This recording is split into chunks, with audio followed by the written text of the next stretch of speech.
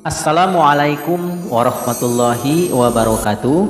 Saudara pemirsa, semoga saat ini kita selalu ada dalam lindungan Allah Subhanahu wa taala.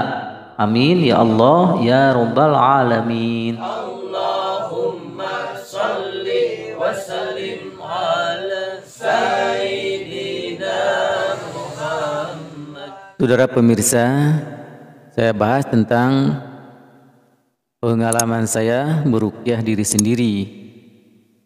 Dan beberapa kali dulu saya pernah diruqyah, tapi kayaknya tidak begitu ngefek atau tidak ada efek yang signifikan. Entah kenapa. Dan sekarang-karang ini banyak dari teman-teman saya mengalami hal yang sama.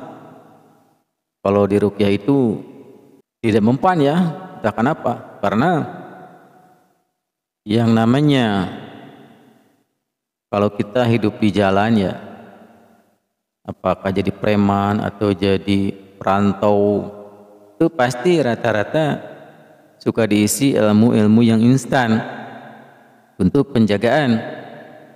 Padahal di situ yang saya rasakan sendiri banyak aura-aura atau power-powernya yang menghalangi terhadap kelancaran ekonomi. Begitu adanya. Entah kenapa. Dan teman-teman saya juga mengalami itu. Mereka sering diruqyah, tapi tidak begitu ngefek ya.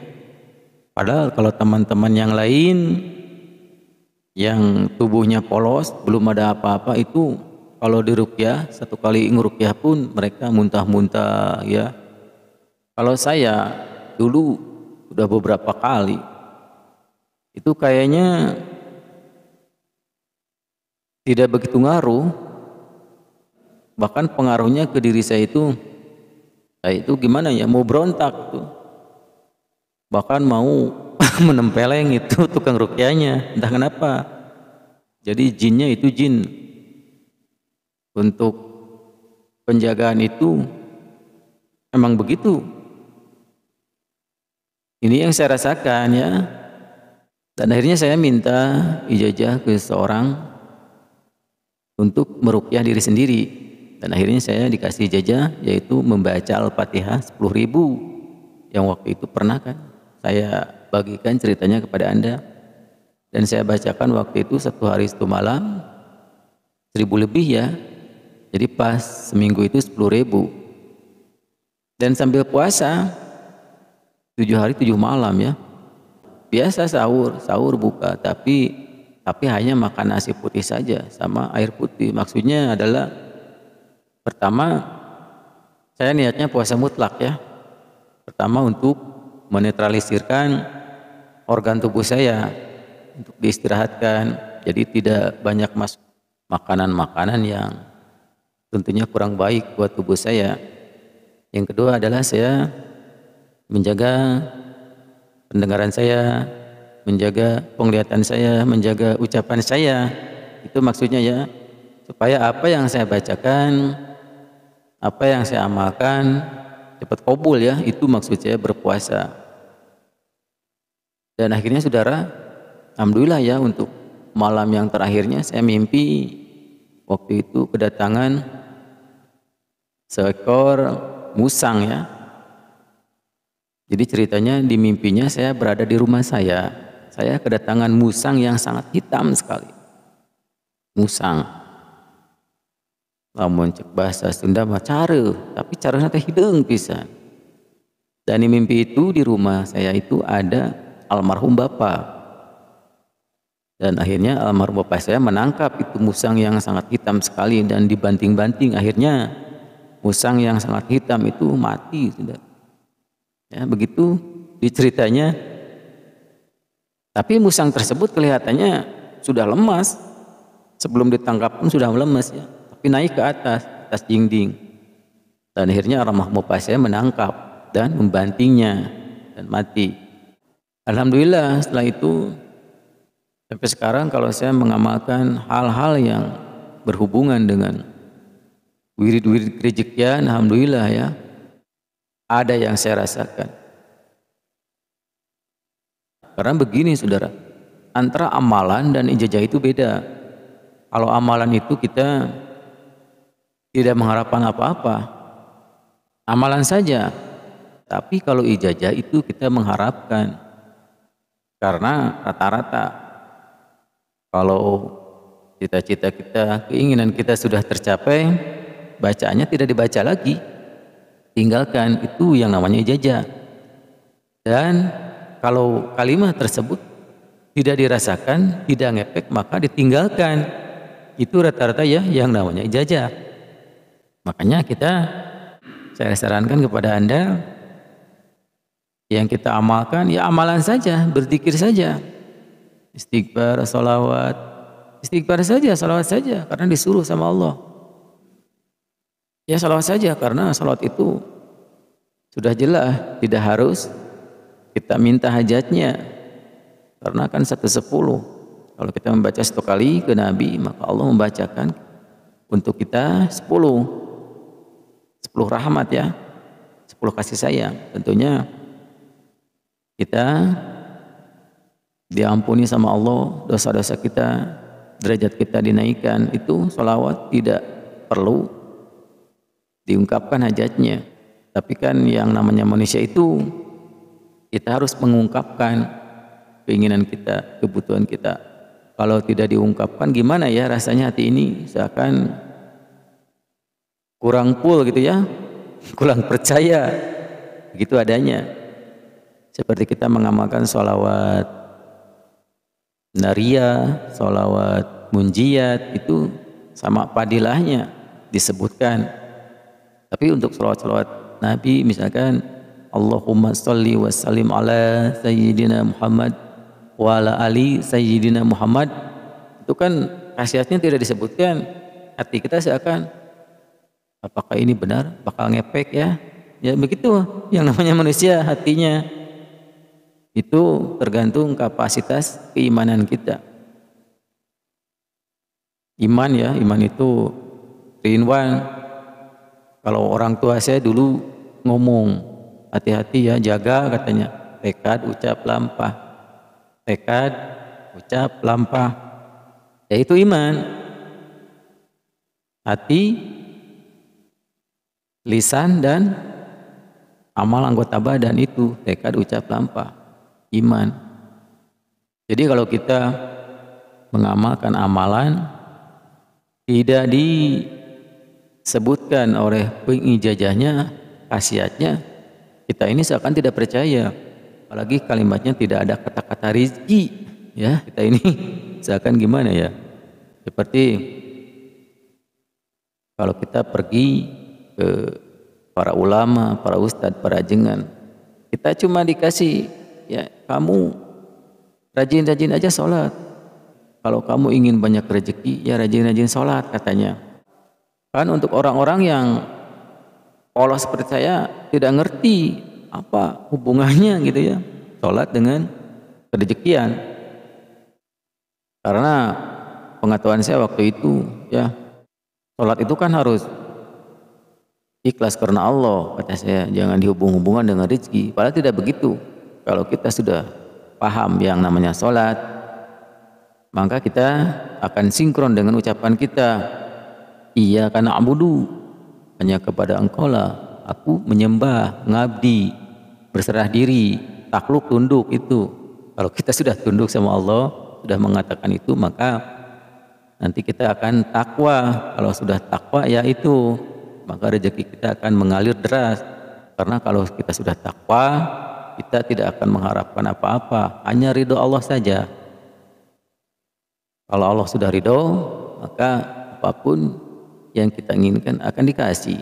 Tapi kalau kita sudah takwa, rata-rata orang-orang yang sudah takwa itu tidak memikirkan duit, tidak memikirkan ekonomi, tidak, hanya akhirat saja. Ya, makanya duit itu mengejar-ngejar, ya, harta itu mengejar-ngejar orang yang takwa. Karena orang tersebut sudah tidak butuh lagi. Ya begitu yang namanya duit. Kalau kita diam. Kalau dikejar lari, itu duit. Tapi kalau dilupakan, ngejar-ngejar. Itu duit ya, kesebelen duit malah. Ya buat anda-anda yang susah diruqyah, tidak mempan begitu, cobalah paksakan meruqyah diri sendiri ya. Dan saya ini di tempat ini sering ada pengajian ya, pengajian para preman ya, yang masih hidup di jalan, yang sudah pensiun. Dan saya kasih metode sholawat saja ya, sholawat. Pertama untuk hatinya dulu, biar hatinya tenang, biar plong ya, biar bersih. Saya kasih sholawat saja. Yang rata-rata ya, preman tersebut rata-rata awam ya. Ada yang sholatnya tidak pakai bacaan karena emang tidak bisa. Kalau saya ngasih metode untuk langsung baca bacaan sholat, tidak akan masuk kalau sudah begitu ya. Kalau orang Sunda bilang masuk pikatuhu keluar kekenca ya, jangankan untuk menghafal saudara, apalagi yang terpenting itu kan Al-Fatihah yang panjang. Karena di sholat itu kan yang wajib itu pertama takbir, kedua Al-Fatihah, ketiga at-tahiyat akhir, empat sholawat, kelima salam ke kanan. Yang paling panjang itu Al-Fatihah. Kalau at-tahiyat tidak begitu panjang karena dipotong ada kalimah syahadat. Kalau syahadat mereka sudah pada bisa. Tapi untuk Al-Fatihah itu cara memberikan kepada mereka itu susah ya, susah nyampe. Saya kasih metode bacaan sholawat saja ya, sholawat berjamaah membacanya.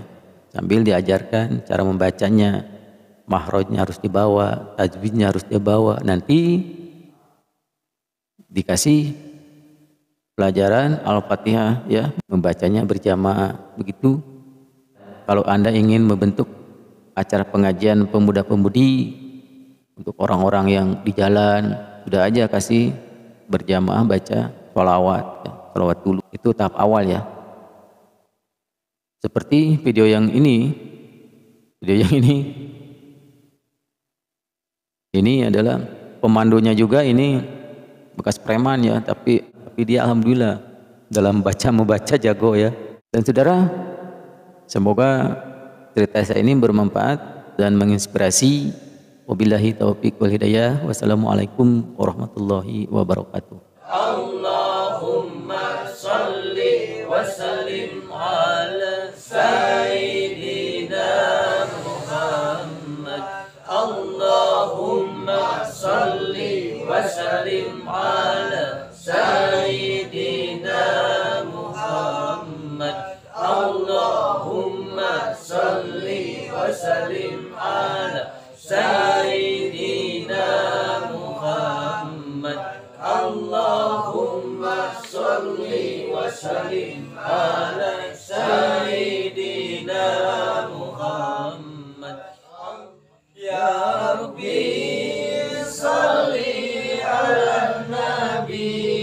Ya Rabbi ighfir li dhanbi. Ya Rabbi tahhir qalbi. Ya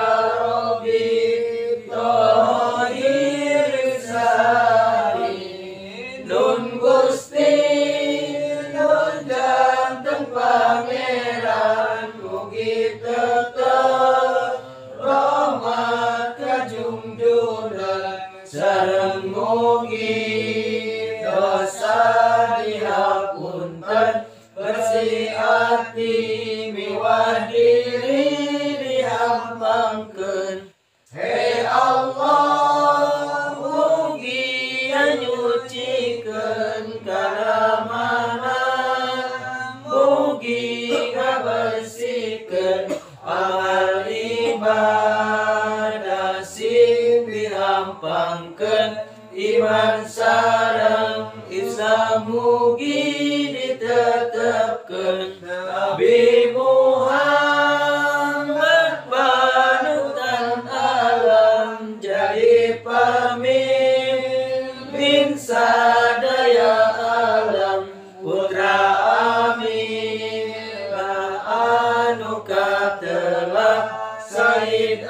Abdul Rahmanan tersalah wajib urang tumutkan jenah bari mapan kana agamana lamun urang ingkar ti anjeunna pasti